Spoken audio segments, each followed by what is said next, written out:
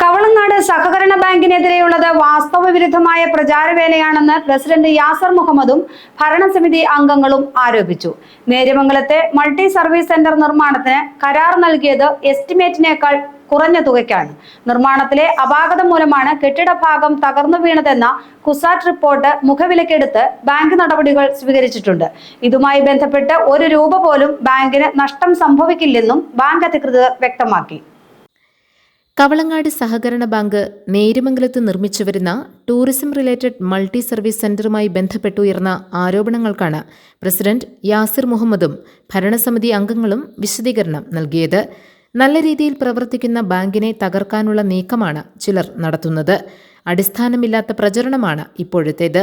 7 ബിൽഡിംഗുകൾ ഉള്ള multi service സെന്ററിന്റെ ഒരു കെട്ടിടത്തിന്റെ ഷോവാളാണ് നേരത്തെ തകർന്നു വീണത്. ഈ തകർച്ചയെക്കുറിച്ച് പഠിക്കാൻ ബാങ്ക് നിയോഗിച്ച കുസാറ്റിലെ വിദഗ്ധ സംഘം നിർമ്മാണത്തിലെ അപാകതകൾ ചൂണ്ടിക്കാണിച്ചിരുന്നു. ഇതനുസരിച്ചുള്ള നടപടികൾ ബാങ്ക് സ്വീകരിച്ചു. കൺസൾട്ടൻസി കരാറുകാരായിരുന്ന ആശ്ര കോഴിക്കോടിനെ കരാറിൽ നിന്ന് ഒഴിവാക്കുകയും അവർ കൈപ്പറ്റിയ മുഴുവൻ തുകയും തിരിച്ചടപ്പിക്കുന്നതിനുള്ള നടപടി സ്വീകരിക്കുകയും ചെയ്തു. കുസാറ്റ് റിപ്പോർട്ട് പ്രകാരം തകർന്ന ഭാഗം സ്വന്തം ചെലവിൽ പുനർനിർമ്മിച്ചു നൽകാമെന്ന് കരാറുകാരായ മലബാർ കൺസ്ട്രക്ഷൻ സമ്മതിച്ചതിന്റെ അടിസ്ഥാനത്തിലാണ് അവരുമായി കരാർ തുടർന്നത്. ഇതുമായി ബന്ധപ്പെട്ട് ബാങ്കിന് ₹1 പോലും നഷ്ടം സംഭവിച്ചിട്ടില്ലെന്നും അധികൃതർ വിശദീകരിച്ചു.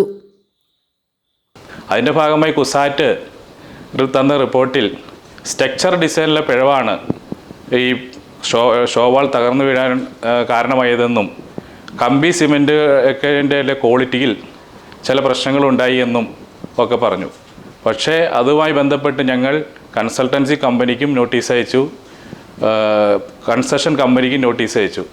അവർ തന്ന മറുപടിയുടെ ഭാഗമായി കൺസൾട്ടൻസി കമ്പനിയെ നിലവിൽ ആ പ്രൊജക്റ്റിൽ നിന്നും ഒഴിവാക്കി അവർക്ക് നിയമ നടപടി സ്വീകരിക്കാനും ഇപ്പോൾ തീരുമാനിച്ചിട്ടുണ്ട്.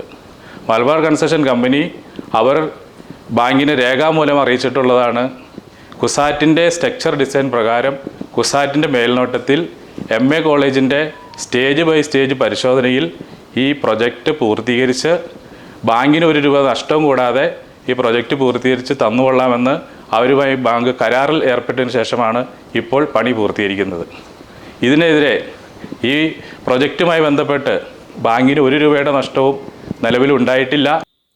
മൾട്ടി സർവീസ് സെന്ററിനായി സ്ഥലം വാങ്ങിയതും നിർമ്മാണ കരാർ നൽകിയതുമെല്ലാം നിയമപ്രകാരമാണ്.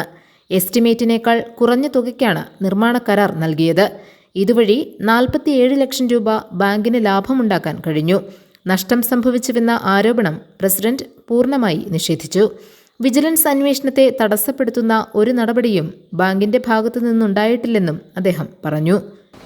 ഈ ടെൻഡർ DPR അനുസരിച്ച് 13.58 കോടി രൂപയാണെങ്കിൽ അതിൻ്റെ പ്ലസ് GST 18% കൂടി ചേരുമ്പോൾ 16,02,44,000 അതിൻ്റെ എമൗണ്ട് എസ്റ്റിമേറ്റ് തുക വരും.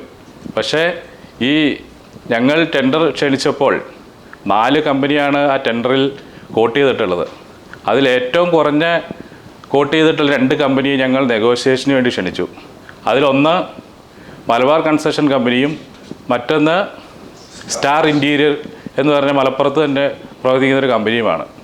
അവരോട് നെഗോസിയേഷൻ്റെ ഭാഗമായി സംസാരിച്ചു കഴിഞ്ഞപ്പോൾ അവർ 15.55 കോടി രൂപയ്ക്ക് 15,55 ലക്ഷം രൂപയ്ക്ക് ഈ പദ്ധതി പൂർത്തീകരിക്കാമെന്ന് മലബാർ കൺസ്ട്രക്ഷൻ കമ്പനി പറഞ്ഞതിൻ്റെ ഭാഗമായി അവർക്ക് കരാർ ഉറപ്പിക്കുകയാണ് ചെയ്തത്.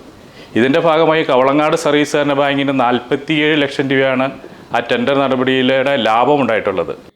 GTV news Kothamangalam.